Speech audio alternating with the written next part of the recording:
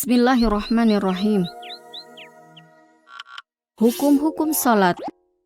Tempat orang salat. Bagian pertama. Orang salat harus memperhatikan tempat yang layak untuk ditempati salat. Ada 5 syarat wajib untuk tempat yang dipakai orang salat.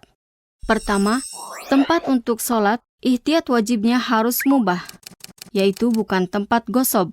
Oleh karena itu, salat di tempat gosok, di atas karpet yang digosok, bahkan di atas ranjang yang digosok pun maka itu bermasalah.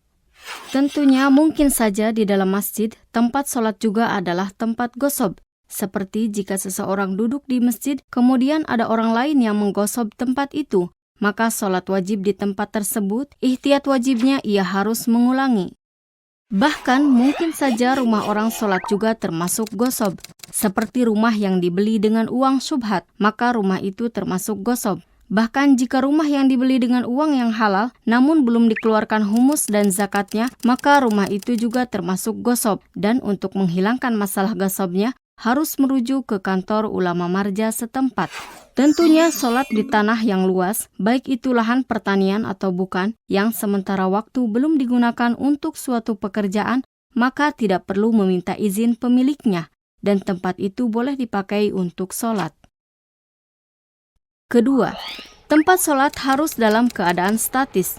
Olehnya itu, jika tempat salat itu bergerak dan tidak bisa dipakai untuk salat secara normal, maka salat di tempat itu batal. Akan tetapi, jika bisa melakukan salat dengan normal di tempat tersebut, maka tidak ada masalah. Contohnya, salat di kapal atau di kereta api, dan yang serupanya. Dengan syarat, salat bisa dilakukan secara benar dan arah kiblat tidak berubah.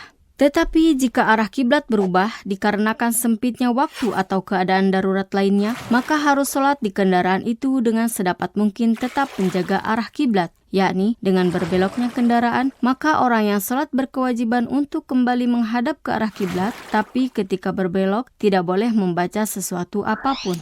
Lanjutan syarat-syarat tempat salat akan dijelaskan di bagian selanjutnya.